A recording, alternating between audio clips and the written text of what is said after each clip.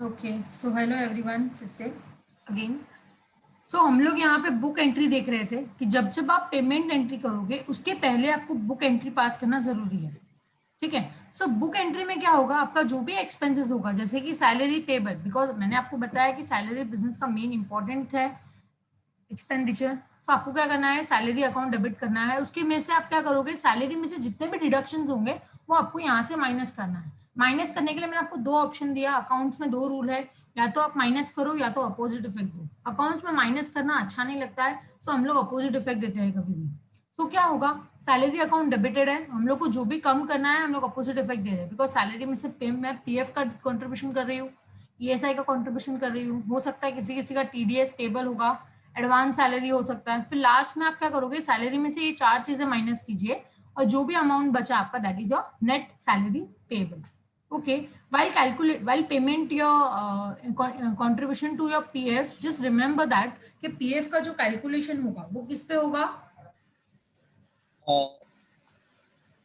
Basic salary plus dearness allowance. Yes, basic salary plus dearness allowance, ये दोनों को आपको टोटल करना है और उसके ऊपर 12% एम्प्लॉय का कंट्रीब्यूशन जाएगा और एम्प्लॉयर का जो जाएगा वो 13% जाएगा। ठीक है।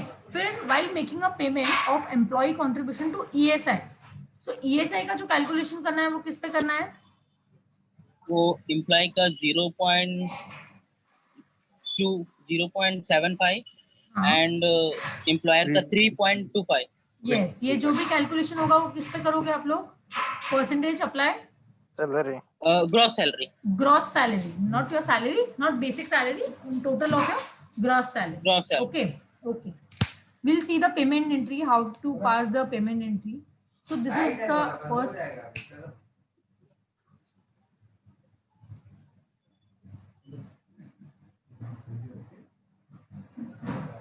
So this is the payment entry. We'll see the one by one entry we have to pass. So first up, we'll pass the entry of EPF. So what will be a journal entry? आप लोग बोल सकते हो, मुझे बता सकते हो कि जर्नल एंट्री क्या हो सकता है अगर मुझे पेमेंट करना है पीएफ का, तो क्या होगा जर्नल एंट्री? बिकॉज अगर आपको रोल्स आता है तो एंट्री पास करना इजी है। EPF account to bank. Okay, and anyone else?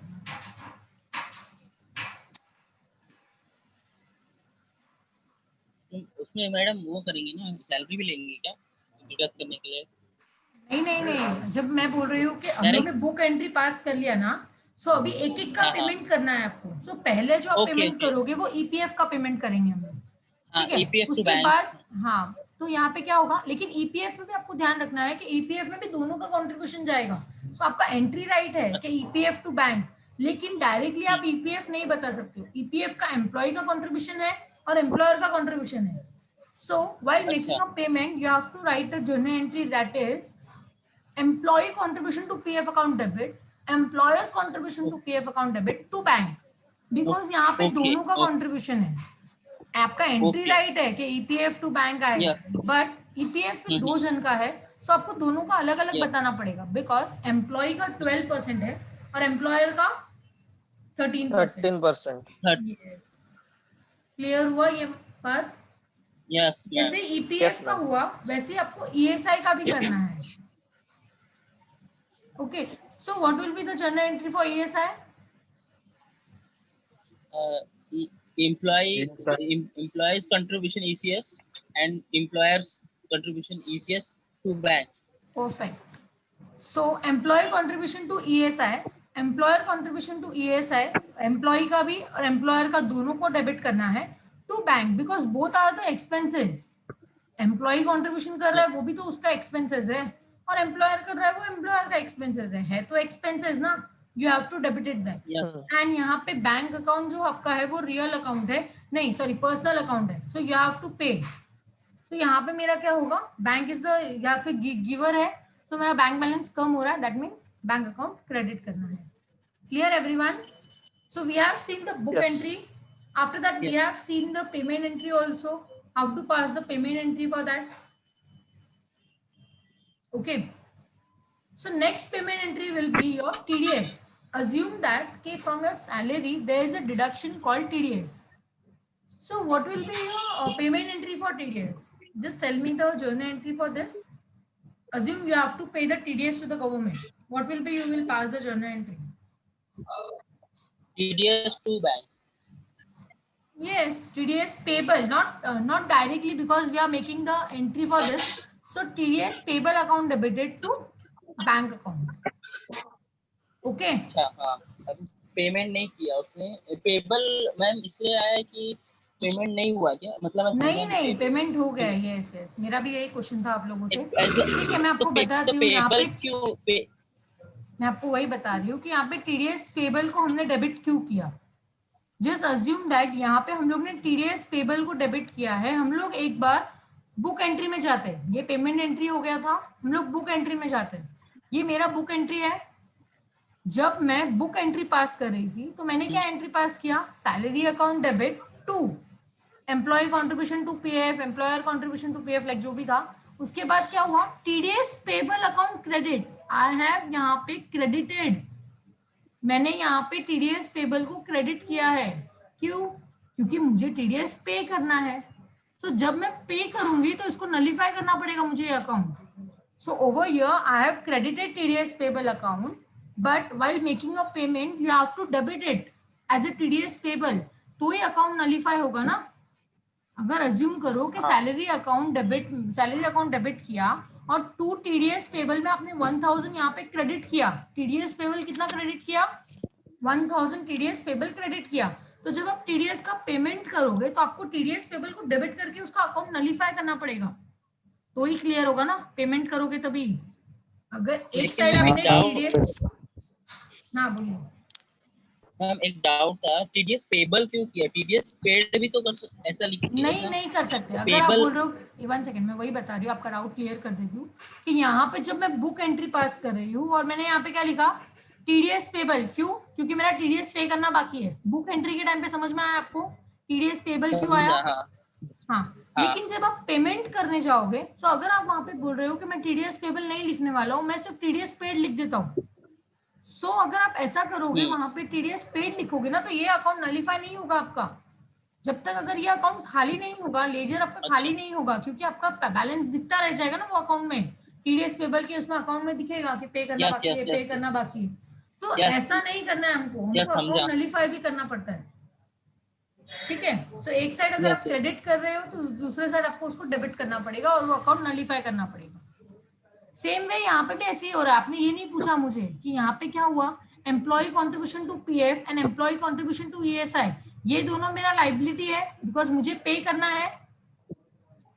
Anything in payable in future, ये मेरा लाइबिलिटी हुआ, मैंने इसको क्रेडिट कर दिया, क्लियर हुआ। जब मैं पेमेंट कर रही हूँ तो इसको मुझे डेबिट करके ये अकाउंट खाली करना पड़ेगा। मैंने वहां पे पेमेंट के टाइम पे आपको यस बताया था, ये देखो यहाँ पे मेरा पेमेंट का एंट्री है, मैंने यहाँ पे दोनों को डेबिट किया है, एम्प्लॉय कॉन्ट्रीब्यूशन को भी डेबिट किया है और एम्प्लॉय कॉन्ट्रीब्यूशन टू ईएसआई को भी डेबिट किया है यहाँ पे। तो एक साइड यहाँ पे मैंने जब पेबल बता के उसको क्रेडिट किया था और जब मैं दूसरी बार उसको पेमेंट कर रही हूँ तो उसको डेबिट कर रही हूँ, सो अकाउंट नलिफाई होगा ना। एक बार आपने 1000 से क्रेडिट किया ये बोल के कि आपको पे करना बाकी है, दूसरे साइड अपने पेमेंट साइड में उसको डेबिट कर दिया, मतलब पे कर दिया होगा ना, सो वो अकाउंट पूरा क्लियर हो जाता है। सो अकाउंट में यही चीज होती है, एक साइड अगर आपने उसको क्रेडिट किया होगा तो पेमेंट के टाइम पे आपको उसको डेबिट करके अकाउंट नलिफाई करना पड़ेगा, आपको चेक करना पड़ेगा कि अकाउंट नलिफाई हो रहा है या नहीं। समझ में आया? Yes clear everyone? Yes yes ma'am. Yes ma'am. Ma'am एक मिनट है मैम, ये हाँ, बोलिए। टीडीएस जो है ये कंपनी के लिए एक्सपेंस है या फिर ये लायबिलिटी होती है? ये कौन सा, ये टीडीएस की बात करे वो? टीडीएस जो है वो एज हाँ, अ अभी फॉर, जो हाँ फॉर एम्प्लॉय जो है वो लाइबिलिटी कंपनी है, बट एम्प्लॉयर के लिए ये क्या है, एक्सपेंसेस है, क्योंकि वो क्या कर रहा है, टीडीएस डिडक्ट तो कर रहा है और वो फिर पे करेगा, सो वो उसके लिए एक्सपेंसेस है। बट एम्प्लॉय की बात करोगे तो टीडीएस जो है वो उसके लिए लाइबिलिटी है, क्योंकि उसके जेब से जाएगा पैसा, ये तो एम्प्लॉयर सिर्फ रिकॉर्ड कर रहा है तो उसका एक्सपेंसेस है, क्योंकि पैसा डिडक्ट कर रहा है फिर उसके इधर अच्छा से जाएगा। बट एम्प्लॉय के लिए ये जो होगा वो लाइबिलिटी होगा, बिकॉज मेरे को तो पे करना ही है फ्यूचर में, या फिर मेरी सैलरी से आप डिडक्ट कर दो, बात तो एक ही हो रही है, मेरे सर पे है, मेरे जेब से जा एक रहा ही है, हो गया एम्प्लॉय को मतलब पिंच होगा ये। ठीक है, तो यहाँ पे एम्प्लॉयर आपने के क्या, लिए ये एक्सपेंसेस हो गया। हाँ हाँ, क्योंकि वो पे कर रहा है, सो रिकॉर्ड करने के टाइम पे वो एक्सपेंसेस बताएगा यहाँ पे। बट नॉर्मली अगर आप देखोगे तो ये लाइबिलिटी ही है, बिकॉज लाइबिलिटी मेरा जो होता है वो क्रेडिट बैलेंस होता है। क्योंकि क्यों क्यों कहने का मतलब इसलिए लायबिलिटी होता है क्योंकि एम्प्लॉयर जो है, कंपनी जो है, वो अपने जेब से तो खर्चा नहीं कर रहा है, वो नहीं कर रहा है, वो काट रहा लेके है पे कर रहा है। Employee. Yes yes yes yes.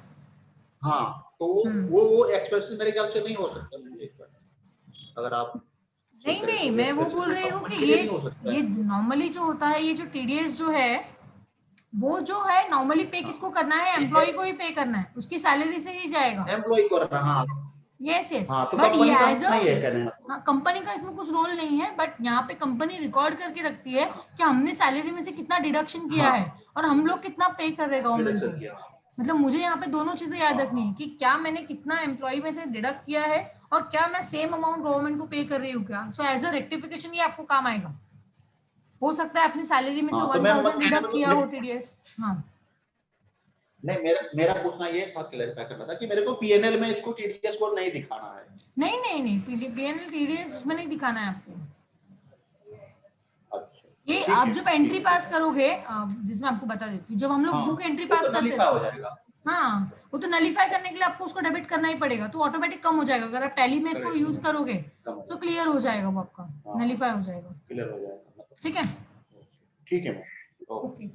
जैसे आपने टीडीएस का पेमेंट किया, लास्ट में आपको आपको क्या करना है, आपकी नॉर्मल सैलरी में से पीएफ का अमाउंट माइनस करना है, टीडीएस का अमाउंट माइनस करना है, ईएसआई का अमाउंट माइनस करना है। बाकी का जो भी अमाउंट बचेगा that is your net salary.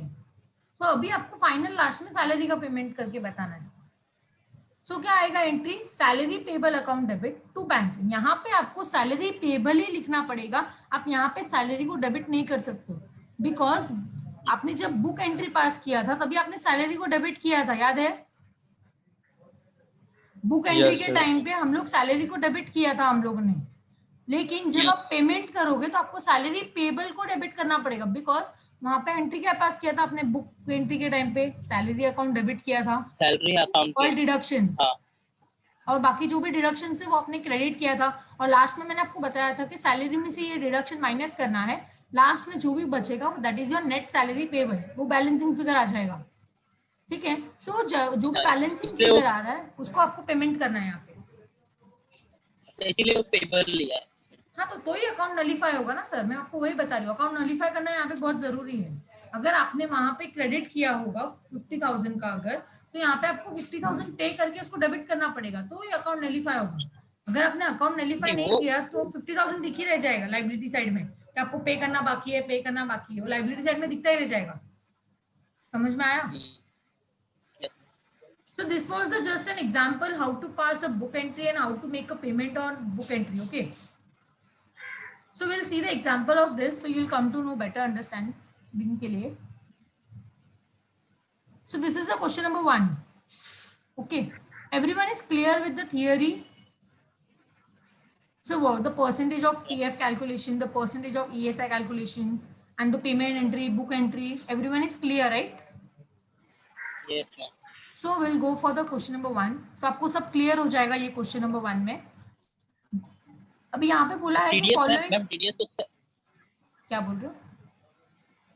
TDS जैसे सिर्फ इसमें सैलरी का ही लिया ना, और किसी का टीडीएस नहीं है ना, मतलब जैसे कि और भी टीडीएस लगते हैं, उसमें सिर्फ टीडीएस सैलरी का लगता ही है? टीडीएस। नहीं, हाँ हाँ, यहाँ पे सिर्फ हम लोग सैलरी मेन है ना, मैंने आपको वही बताया कि बिजनेस का मेन खर्चा जो है एम्प्लॉयर के लिए वो सैलरी है। तो ये आपको सैलरी में से जो भी डिडक्शन होगा उसका एंट्री पास करना पड़ेगा। बिजनेस में आप किसी का भी पेमेंट करो, आपको पहले एक बुक एंट्री पास करना ही पड़ेगा। तो ये जस्ट एग्जांपल था सैलरी, तो आप किसी का भी तो पेमेंट सैलरी करो। में हाँ, टीडीएस जो कितने कितने परसेंट उसमें काटते हैं? वो आप दोनों डीटी में पढ़ा होगा, डायरेक्ट टैक्स में, उसके लिए आपको डायरेक्ट टैक्स रिवाइज करना पड़ेगा, तो आपको आइडिया आ जाएगा। ठीक है, बिकॉज टीडीएस का टॉपिक तो उसमें है ना। यस। ओके, ठीक है। सो यहाँ पे क्वेश्चन नंबर 1 है, following is the salary details of the employee of Paramount Limited. ये पैरामाउंट लिमिटेड एक कंपनी है। आपको यहाँ पे बोला है कि अक्टूबर 2019 का मंथ का चल रहा है, आपको यहाँ पे जर्नल एंट्री पास करना है कंपनी का। यहाँ पे कंपनी ने आपको डेट बताया है कि company has the made up payment on, professional tax का पेमेंट हुआ है 1 नवंबर को, सैलरी का पेमेंट हुआ है 5 नवंबर को, एंड टीएफ एंड ईएसआई का जो पेमेंट हुआ है वो 10/11 को पेमेंट हुआ है, 10 दैट इज 10 नवंबर। मतलब यहाँ पे आपको पेमेंट का डेट बता दिया है कि ये 3 डेट है, ये तीनों को हम लोग ने पेमेंट किया है। लेकिन मैंने as I told you before making any payment you have to pass a book, you have to book expenses. जो भी एक्सपेंसेस हो रहा है आपके इधर वो आपको पहले बुक करना पड़ेगा। जैसे ट्रैवलिंग करने के लिए हम लोग टिकट बुक करते हैं फिर ट्रैवल करते हैं, सेम वे यहाँ पे भी ऐसा है। क्या होगा, एक्सपेंसेस का किसी को भी पेमेंट करना है, पहले आप एक्सपेंसेस बुक करो फिर हम लोग पेमेंट कर सकते हैं। Okay, so this is the question number 1। दिख रहा है आप लोगों को क्वेश्चन नंबर 1 सबको? Everyone? Yes, ma'am. Okay okay, तो यहाँ पे अगर आप देखोगे तो यहाँ पे बताया है कि आपके पास सीरियल नंबर में 6 है। दैट मीन्स आपके पास 6 एम्प्लॉई है कंपनी में। पैरामाउंट लिमिटेड एक कंपनी है, वो कंपनी में 6 लोग काम कर रहे हैं। बट जब भी 6 लोग काम करे या 15 लोग काम करे या 20 लोग काम करे, है तो मेरा एक्सपेंसेस सैलरी मेरा एक्सपेंडिचर ही है। सो यहाँ पे क्या होगा, हम लोग 1 बाय 1 एंट्री पास नहीं करेंगे। अगर आप चाहिए तो आप 1 बाय 1 एंट्री भी पास कर सकते हो, बट इन द कंपनी में बहुत सारे एम्प्लॉयज होते हैं। सो कंपनी के पास इतना टाइम नहीं होता है कि वो एक एक एम्प्लॉय का एंट्री पास करे, बट है तो सैलरी ना। सो कंपनी क्या करेगी, एक साथ एंट्री पास करेगी। सो हम लोग देखते हैं कि कैसे एंट्री पास करते हैं। तो यहाँ पे आपको बताया है कि बेसिक कितना है, आकाश का 5000 है, अनिल का 6000 है, सुनील का 7000 है, विकास का 8000 है, अमोल का 9000 है, दीपक का 12000 है। मतलब आपको यहाँ पे बेसिक अमाउंट कितना है, बेसिक सैलरी का अमाउंट कितना है वो आपको दिया हुआ है। So will take the total of this.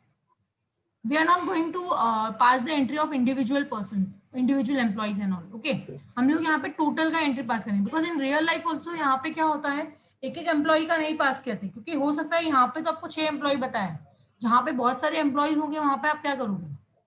तो आपको डायरेक्टली लेना पड़ेगा यहाँ पे। समझ में आ रहा है? सो अज्यूम करो कि आपने यहाँ पे बेसिक सैलरी का आपका total that is 47,000, DNS allowance that is DA is DNS allowance. हो सकता है आपको डीएनएस अलाउंस मिला हो, ये सब नाम आपने डायरेक्ट टैक्स में सुना होगा, सैलरी टॉपिक में, इनकम फ्रॉम सैलरी, याद है, सुना है? Yes, ma'am. हाँ ma'am. Yes yes, employer employee को सैलरी देता है, फिर डीएनएस अलाउंस भी देता है, एचआरए भी देता है किसी किसी को। सो आपको यहाँ पे क्या हुआ, ये सब एम्प्लॉय को हम लोग बेसिक दे रहे हैं, डीएनएस अलाउंस दे रहे हैं और एचआरए दे रहे हैं। सो टोटल आपको यहाँ पे ग्रॉस सैलरी बताया हुआ है कि आपका ग्रॉस सैलरी एक पर्सन का कितना है। आकाश गणपत का बेसिक सैलरी डीए आचार्य का टोटल अगर आप करोगे that is comes to your gross salary. So एक पर्सन का gross salary comes to 8500। But मुझे इंडिविजुअल का नहीं जानना है, मुझे टोटल का जानना है। सो मैंने आपको पहले ही बताया कि अगर आपको किसी को भी पेमेंट करना है तो मुझे क्या करना पड़ेगा, बुक एंट्री पास करना पड़ेगा। तो यहाँ पे क्या हो रहा है, मुझे ये सबको सैलरी पे करना है। सो मैं डायरेक्टली सैलरी पे नहीं कर सकती, मुझे क्या करना पड़ेगा, बुक एंट्री पास करना पड़ेगा। ओके, तो हम लोग यहाँ पे बुक एंट्री पास करेंगे। तो जरा मुझे बताना बुक एंट्री क्या होगा, मैंने सिखाया ना आपको अभी, क्या होगा book entry? Salary account debited. Yes, salary account debited debit to PA account to ESI account to advance हाँ, to TDS payable. to salary payable. Yes yes. तो यहाँ पे आपको पता चला कि आपको एंट्री कैसे पास करना है। तो हेडिंग डालने का बुक एंट्री एंड उसके बाद आपको एक एक एंट्री पास करना पड़ेगा। तो it comes to your salary account debited. आपको जब सैलरी अकाउंट डेबिट करना है तो आप यहाँ पे क्या करोगे, जब सैलरी अकाउंट डेबिट करोगे तो यहाँ पे डेबिट पे अमाउंट कौन सा आएगा, डेबिट पे जो अमाउंट आएगा वो आपका ग्रॉस सैलरी का टोटल अमाउंट आएगा, दैट कम्स टू 79,900। हाँ ओके, उसमें से आपको जो भी डिडक्शन हुआ है, जैसे कि पीएफ का डिडक्शन हुआ है उसको क्रेडिट करो। सो ये सब जो डिडक्शन होते हैं ना, सैलरी में से जो भी डिडक्शन होता है, ये सब एम्प्लॉय का डिडक्शन होता है। इसके लिए हम लोग बुक एंट्री के टाइम पे सिर्फ एम्प्लॉय कॉन्ट्रीब्यूशन ही लिखते हैं, एम्प्लॉयर कॉन्ट्रीब्यूशन नहीं दिखेगा, क्योंकि सैलरी आपकी है तो कॉन्ट्रीब्यूशन भी आपका ही होगा। एम्प्लॉयर का कॉन्ट्रीब्यूशन अलग से आता है बट आपके इसमें इंक्लूडेड नहीं होगा। क्लियर हुआ?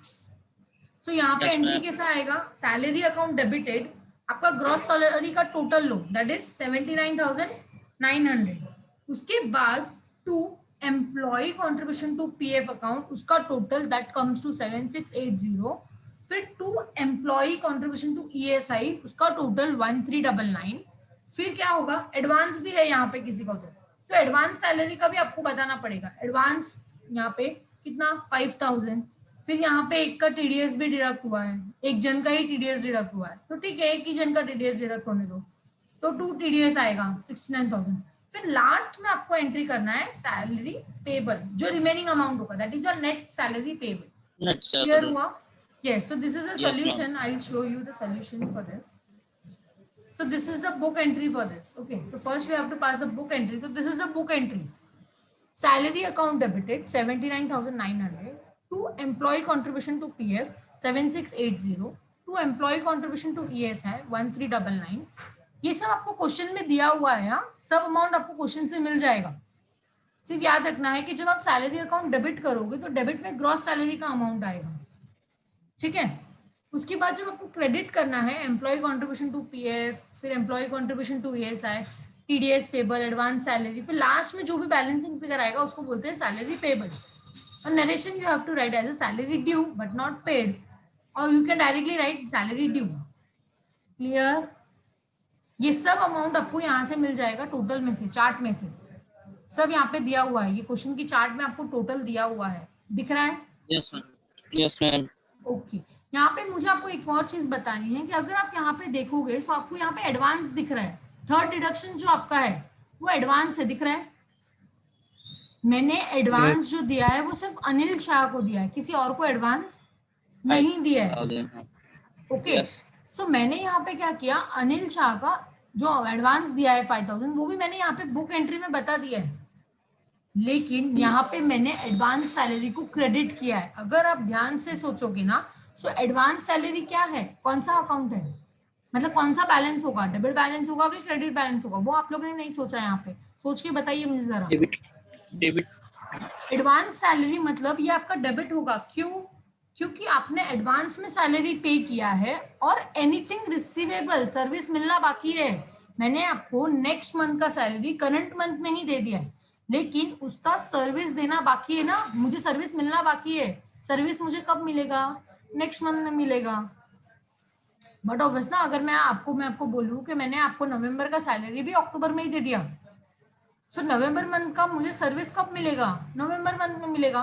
That means anything receivable in future, it's called asset, and asset is your balance is debit balance. So normal terms में एडवांस सैलरी को डेबिट करना चाहिए। समझ में आ रहा है? जब मैं किसी को एडवांस सैलरी पे कर रही हूँ तो एंट्री क्या आएगा? जब मैं किसी को एडवांस पेमेंट कर रही हूँ, मैंने आपको जैसे बताया कि मैंने आपको नवंबर मंथ का सैलरी अक्टूबर मंथ में दे दिया, सो मैं क्या एंट्री पास करूंगी? मेरे यहाँ से तो पेमेंट गया, yes, advance salary to bank. So आपको फर्स्ट एंट्री ये पास करना है, देखो स्क्रीन पे, advance salary account debited to cash bank. Okay, yes. अभी आप अज्यूम करो कि आपको सैलरी में से मिल गया है, तो अभी आप यहाँ पे एडवांस सैलरी का अकाउंट नलीफाई करने के लिए हम लोग ने यहाँ पे क्रेडिट किया उसको। पहले मैंने पेमेंट करने के टाइम पे आपको एडवांस सैलरी का पेमेंट पहले ही होगा ना, मतलब यहाँ पे क्या हो रहा है, मैंने आपको एडवांस में पेमेंट दे दिया, तो मैंने एंट्री क्या पास किया? Advance salary account debited to cash bank. Clear हुआ ये पॉइंट? लेकिन जब अभी हम लोग नेक्स्ट एंट्री क्या करेंगे, हमको ये अकाउंट नलीफाई करना है। सो जब आपने एडवांस पेमेंट करने के टाइम पे एडवांस सैलरी अकाउंट को डेबिट किया था, अभी यहाँ पे बुक एंट्री पास करने के टाइम पे आप उसको क्रेडिट करके उसका अकाउंट नलीफाई करो, सो एडवांस सैलरी का अकाउंट यहाँ पे नलीफाई हो जाएगा।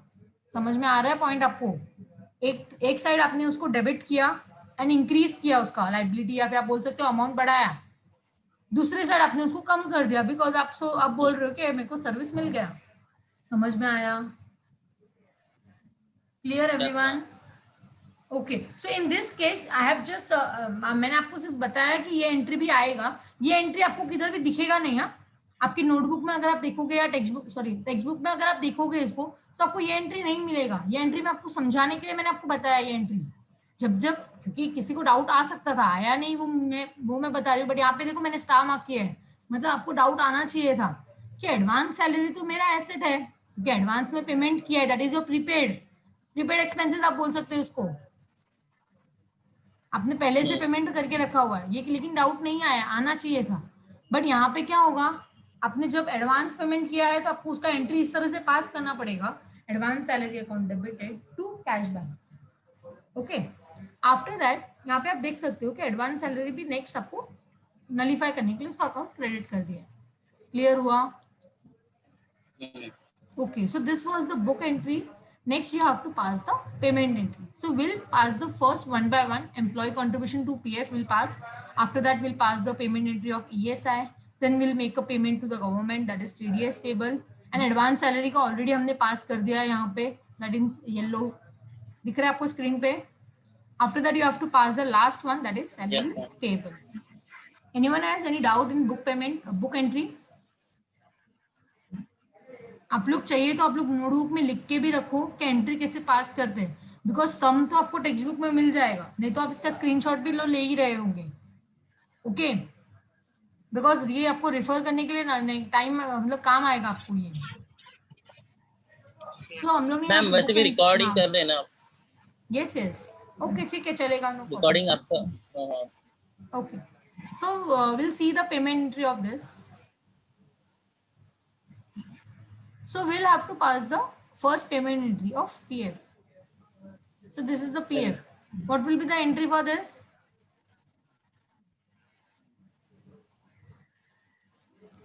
EPF account debited to bank.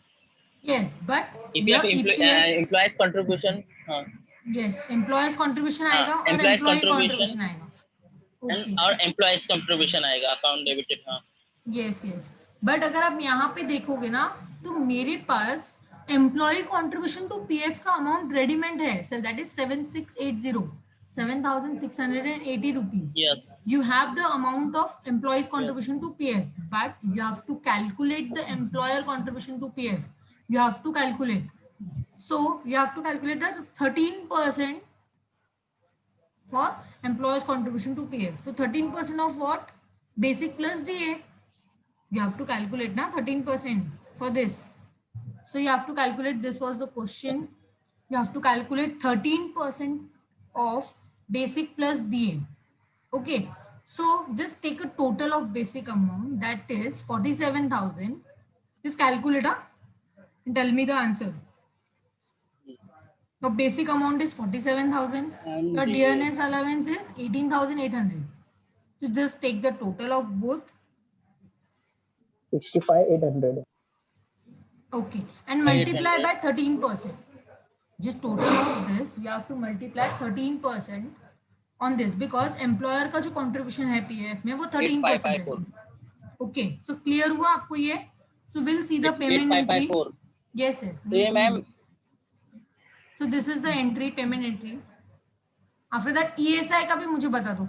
जब आप पेमेंट कर रहे हो ना, तो पीएफ का पेमेंट और ईएसआई का पेमेंट अगर आपको चाहिए तो आप एंट्री एक साथ भी पास कर सकते हो. मैंने आपको जब सिखाया था तभी मैंने आपको अलग अलग एंट्री बताया था. यहाँ पे मैं पेमेंट के टाइम पे एक साथ एंट्री पास कर रही हूँ. नहीं. हाँ बोलिए ना मैम, पहले पीएफ का देखिए ना, जैसे कि अभी 13% हम लोग ने निकाला, ठीक है. हाँ, तो दोनों का आएगा ना, एम्प्लॉयर और एम्प्लॉय का दोनों का आएगा ना. पहले 13% निकालने का, उसके बाद 12% निकालने का ना. नहीं नहीं नहीं, मैं वही बोल रही हूँ. 12% आपको कैलकुलेट करने की जरूरत नहीं है. वो आप कब कर सकते हो? आपको जस्ट मैंने रिमेम्बर पढ़ाने के हिसाब से मैंने आपको पढ़ाया कि 12% अगर आपको क्वेश्चन में नहीं दिया है तो आपको 12% कैलकुलेट करना है बेसिक प्लस डीए का. लेकिन ये सब में मैंने आपको वही बताया कि बुक एंट्री के टाइम पे आपको देखा था ना मैंने, एम्प्लॉय का कंट्रीब्यूशन तो हमेशा दिया ही होगा आपको. बुक एंट्री के टाइम पे मैंने आपको बताया कि एम्प्लॉय का कंट्रीब्यूशन आपको दिया ही होगा.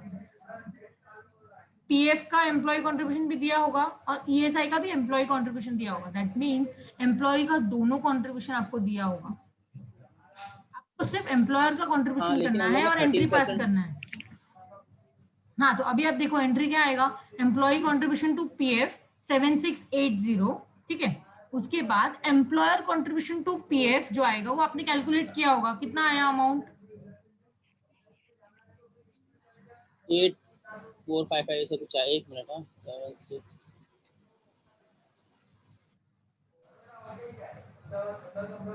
ओके 8554.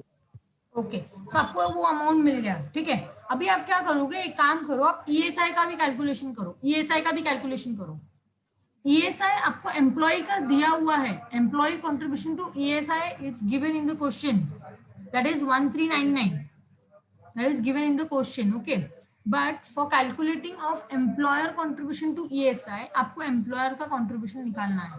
एम्प्लॉयर का कितना परसेंट है ईएसआई में कंट्रीब्यूशन? इसका एम्प्लॉयर का 3.25, हाँ 3.25। हाँ तो ये याद रखना पड़ेगा परसेंटेज। ओके, एम्प्लॉय का 0.75 है, वो आपको क्वेश्चन में निकाल के दिया हुआ है। अगर नहीं दिया है तो आपको 0.75 ग्रॉस सैलरी में कैलकुलेट करना पड़ेगा। But in this sum they have provided PF and ESI वगैरह का amount. Okay, so just now for your information, just आपको कैलकुलेट करना है employer contribution to ESI, that is 3.25 on 79,900। आपका जो ग्रॉस सैलरी का अमाउंट है कितना है?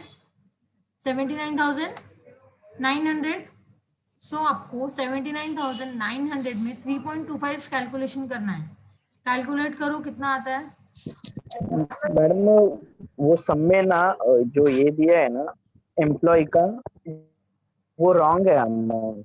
मिनट, हाँ मैं आपको 1 सेकेंड, मैं आपको वही बता रही हूँ कि आपको जो अमाउंट क्वेश्चन में दिया है उसको क्रॉस चेक मत कीजिए। मैं आपको वो सब होने की बात बताने वाली थी, बट आपने पहले पूछ लिया तो अच्छा किया।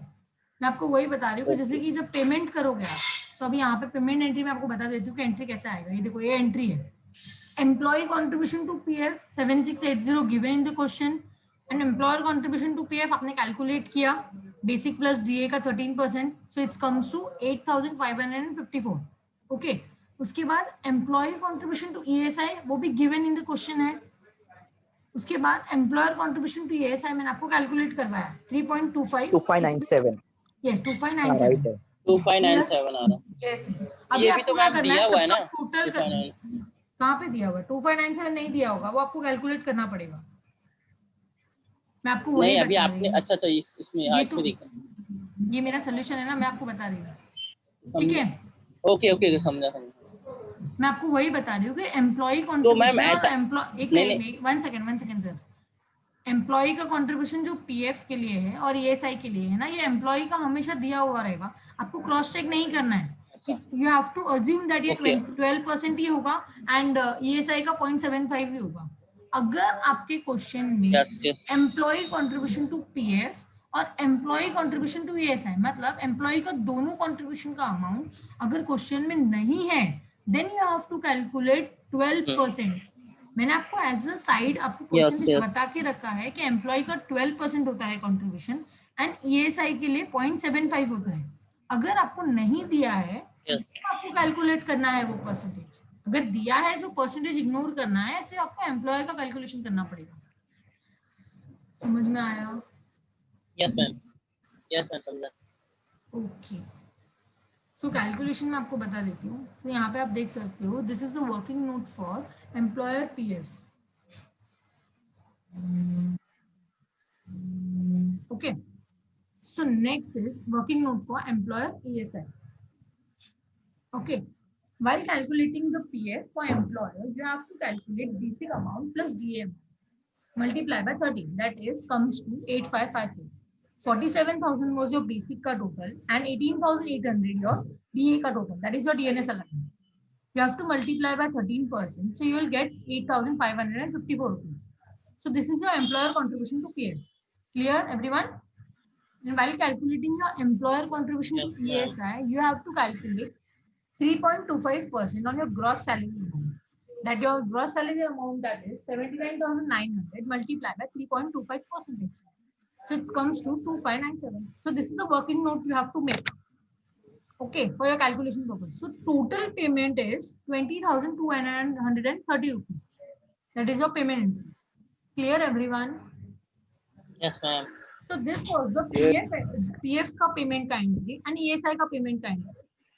Okay, but in this sum you can see we have pending with 2. This is the question. We have made a payment of PF, we have made a ESI payment, and we are remaining with 2s. Advance, we have done with advance also. Advance का भी हम लोग ने किया. First entry में मैंने आपको बताया था एडवांस का 5,000 का एंट्री आपको नलिफाई करना है अकाउंट. ओके, सो अभी मुझे 2 एंट्री का पेमेंट और करना है. यस, टीडीएस का पेमेंट करना है गवर्नमेंट को एंड लास्ट में सैलरी का करना है, नेट सैलरी. ओके, सो हम लोग देखते हैं कि आपको नेक्स्ट क्या होगा. So this was the ESI and EPF का payment entry we have made एक साथ यहाँ पे. This was the working note for both employers for calculation PF and ASI. And this is the TDS payment you have to make over here. So entry will be same over here. TDS payable account debit to bank. And you can write there as a narration, that is TDS deposited into bank. Clear everyone? That's 69,000 only, 69 rupees only. Because only one employer has deducted 69 rupees from one employee only. यहाँ पे एक ही employ में से TDS deduct हुआ है 69, तो एक का ही आएगा. नेक्स्ट आपको एंट्री पास करना है सैलरी का. मेरी सैलरी फाइनल कितना है वो बताओ. So that is your salary payment. So entry will be salary payable account debited to bank account, that is your remaining balance. After your gross salary was 79,900. After deducting your PF deduction, ESI deduction, advance deduction, and TDS deduction, you will get a net salary. So your net salary payable, that is 65,752. Clear everyone? Yes, ma'am. So this was the first question we have done with. First we have done the book entry. After the book entry, because government has mandatory for all the employers that for making any payment you have to book the expenses in your book account. Okay, after that you can make a payment. Okay, so this was the first we have done.